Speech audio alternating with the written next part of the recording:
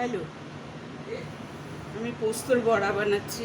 পোস্তর বড়া বানাতে লাগছে, পোস্তটা আগে মিক্সিতে বেটে নিয়েছি। আমার দুজনের মতো, চারজনের করছি, সেই জন্য অল্পই করছি।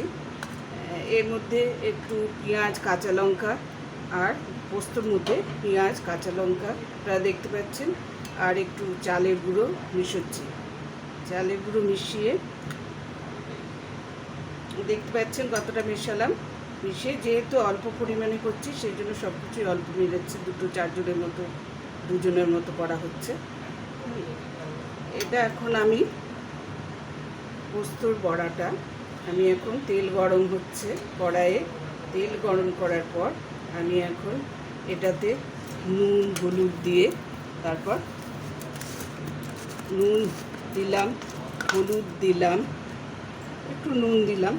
হলুদ দিলেও হয়, না দিলেও হয়, সেটা আপনাদের মর্জি। দিতেও পারেন, না দিলেও চলে। আমি অবশ্য সামান্য দিচ্ছি। হলুদ একটু দিয়ে ওটা এবার ভালো করে মেখে তারপরে ওটা আমি পোস্তর বড়া বানাবো। হ্যাঁ, কী করে পোস্ত আর পপি, যে জিনিসটা ইংলিশে পপি বলছে, সেটারই বড়া বানাবো। আপনারা এখন দেখুন কীভাবে বানাচ্ছি। কিছুই না, খুবই সিম্পল। এগুলো একটু মেখে নিয়ে পেঁয়াজ, কাঁচা লঙ্কা, চালের গুঁড়ো আর পোস্ত মেখে ওটাকে আমি, কড়াইয়ে আমার তেল আছে, আমি ওটা ভাজছি। ভেজে আপনাদের কেমন হচ্ছে সেটা দেখাচ্ছি। দেখুন, আপনারা আরও আপডেট পেতে চাইলে আপনারা লাইক, সাবস্ক্রাইব করুন। আমার আরও চ্যানেল আপনারা তাহলে দেখতে পারবেন। হ্যাঁ, আমি আরও চেষ্টা করব নতুন কিছু করতে। আপনারা এটা একটা দেখুন, একটা সিম্পলের মধ্যে, এবং খেতে তো খুবই ভালো হয়। এটা অনেকেরই জানা যদিও, কিন্তু আমি দুজনের মতোই করছি, বেশি বানাচ্ছি না।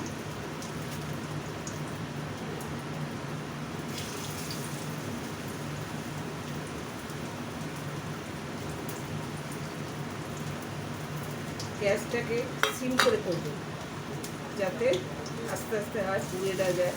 এক পাশটা হয়ে গেলে আরেক পাশ আপনি উল্টে দেবেন।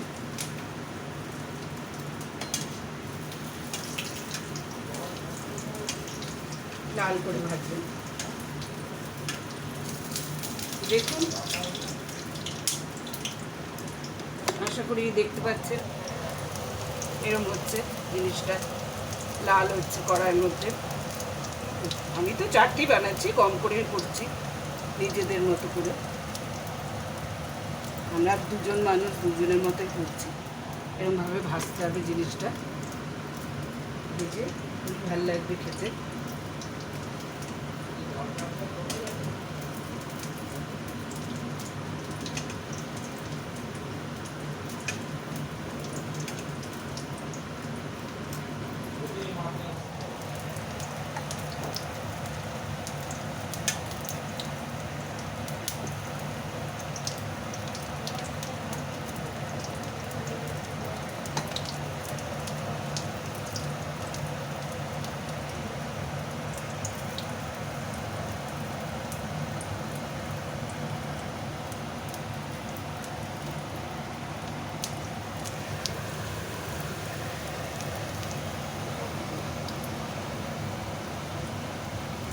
ব্যাস, এবারে আমার বড়া ভাজাও হয়ে গেল।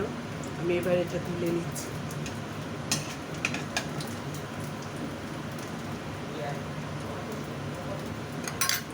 আমি এবার একটা বাটিতে তুলে নিচ্ছি। হয়ে গেল।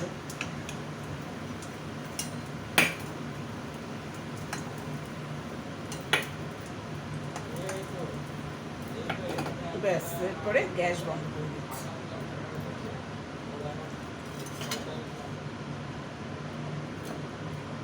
এই যে তৈরি হয়ে গেছে, দেখুন।